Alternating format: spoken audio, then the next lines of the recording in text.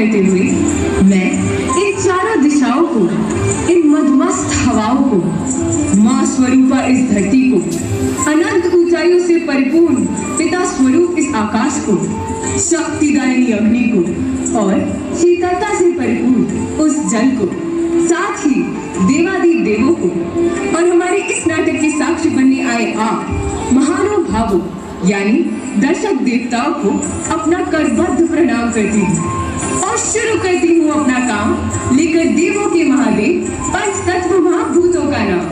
पंचतत्व महाभूतम?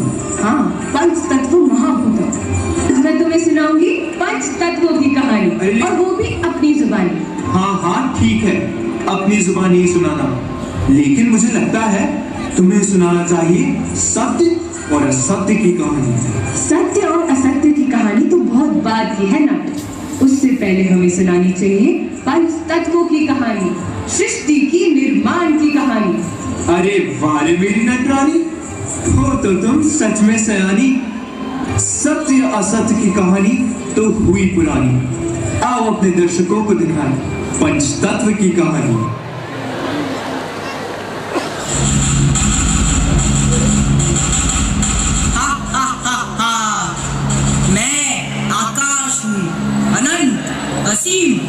ना मेरा कोई आधार है ना मेरी कोई दीवार, मैं अपनी ताकत पर ऐसे खड़ा हूँ जैसे कोई जादुई विसार। सूर्य, चंद्र, मंगल, गुरु, सारे ग्रहों के साथ मैंने पूरा सौर मंडल अपने सीने पर सजा रखा है।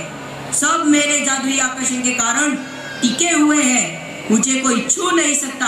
हा हा हा हा। आकाश, मेरे भाई क्यों इतना घमंड करते हो? तुम्हारा तो कोई अस्तित्व ही नहीं है। शांत अग्नि, शांत, अपनी वाणी को विराम दो। तुम तो एक छोटी सी चिंगारी हो, दुबक कर छिपी रहती हो। सत्य वचन, परंतु तुमने मेरा गुस्सा नहीं देखा। यदि किसी ने मुझे छेड़ा तो मैं सबको जलाकर खाक कर देता। मुझे क्रोधित मत करो आकाश, अन्यथा मेरी लपटें तुम्हारी तरफ उठकर तुम्हें व्यथा पहुंचा सकती है। तुम आग के साथ साथ रोशनी भी देते हो, आहार पकाने में भी अपना योगदान देते हो, परंतु मेरे सूरज और चांद के आगे तुम्हारी रोशनी जुगनू से बढ़कर नहीं है, समझे? मैं चाहूँ तो सारे विश्व को राख के ढेर में बदल सकता हूँ, देखना है तुम्हें?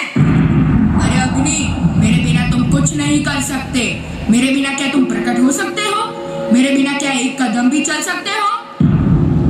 अग्नि, वायु का कोई उत्तर है तुम्हारे पास? आकाश भैया, तुम्हारी पहचान भी मैं हूँ। घमंड न तो तुम्हारा अच्छा है न ही अग्नि का।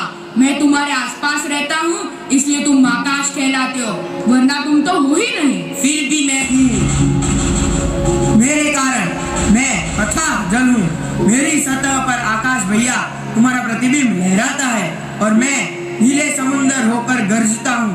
यही नहीं, सजीवों, पेड़ पौधों, ताल, नदियों को जीवित रखता हूँ। मेरी एक बूंद संजीवनी है, यदि मैं नहीं होता तो सर्वनाश हो जाता, जानते हो? वायु की तरह जल, तू भी अहंकार की भाषा बोलता है।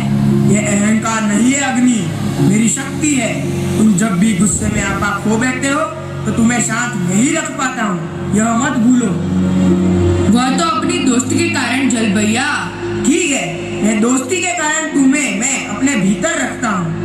नहीं जल भैया, मैं तुम्हारी संरचना का ही एक हिस्सा हूँ। प्राणवायु नहीं होता तो तुम होते क्या?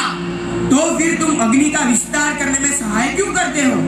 मैं तुम्हारी यानी जल और अग्नि की दुश्मनी भली भांति जानता हूँ, फिर भी आप दोनों का स्वतंत्र अस्तित्व है ना? आप सभी का कोई स्वतंत्र अस्तित्व नहीं है। अगर मैं न होती तो आकाश को आदर कौन देता? मैं पेड़ पौधे नहीं उगाती तो वायु की मजाल थी उगाने की।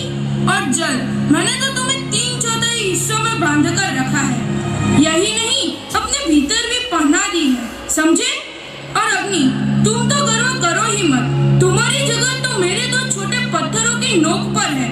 जरा घर्षण हुआ नहीं कि चिंगारी बनकर निकल पड़ते हो। चिंगारी को अग्नि तो मैं बनाता हूँ, सब बुझाता मैं हूँ, उसकी लपटें मैं अपने में समेट लेता हूँ। यदि मैं ही न होती तो क्या यह संभव था? मैं अनंत हूँ, मैं ही महान हूँ। नहीं, मुझ में सबको राम करने की शक्ति है। तेरी इस शक्ति को छीनने की ताकत मुझ में है। यदि मैं चुपचाप बैठ गया तो सोचो क्या हाल होगा। आप सब अहंकार से ग्रस्त हो, अपनी अपनी शक्तियों पर घमंड है आपको। क्या आपको यह गर्व करना उचित है? कौन कौन हो आप? मैं आत्मा, अजर अमर आत्मा। आत्मा? अजर आत्मा? हाँ। नैनम छिन्दति शास्त्राणि, नैनम दाहति पावक, न चैनम क्लेदयन्त्यो, न शोषयति मारुतः। अर्थात अग्नि जला नहीं सकता, जल ढीला नहीं कर सकता, और वायु सुखा नहीं सकता। अब क्या नया? परंतु तुम तो एक शरीर हो। नहीं, मैं शरीर नहीं हूँ। तो कौन हो? मैं आत्मा हूँ जो आप सब में निवास करता हूँ। हमारी तो कोई आत्मा नहीं है। यह शरीर, मानव शरीर जो पंच तत्व से बना है, वह पंच तत्व आप ही तो हो।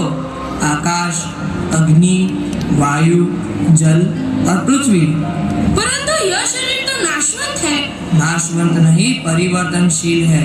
वह पंच महाभूत में विलीन होकर फिर एक नया शरीर धारण करता है। मैं शरीर के साथ आपको भी राख कर देता हूँ। अशांच जीर्णोनि यथा विहार, नवनी गृणाति नरोपराणि, तथा शरीराणि विहाय जिन्ना, न्यन्यानि संपाति नवानि देहि। अर्थात मनुष्य जिस प्रकार पुराने वस्त्रों को त्याग कर नए वस्त्र धारण करता है, इस प्रकार मैं भी जीर्ण शरीर को त्याग कर नए शरीर को धारण करता हूँ। इसलिए आत्मा अमर है। आप भिन्न भिन्न नहीं हो, पंच तत्व हो जो मानव शरीर में समाहित हो। आप भी पंच महाभूत में विलीन हो जाते हो और मेरी तरह ही फिर एक नए शरीर के रूप में जन्म लेते हो। एक जीवन चक्र पूर्ण होता है और इस प्रकार जन्म मृत्यु का चक्र निरंतर चलता रहता है, सदैव सदाय निरंतर।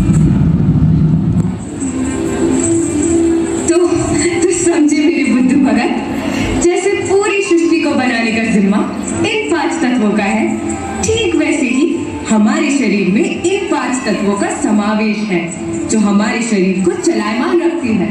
अच्छा, यानी कि जो पंच तत्व प्रकृति में है वही हमारे भीतर भी। वही पंच तत्व है अल्लाह और भगवान, जिसने रचना की मानव की और बना महान। हाँ हाँ, बिल्कुल सही। अच्छा नटी, फिर क्या हुआ? फिर आया मानव, जिसके आगमन पर पूरी सृष्टि ने उत्सव मनाया।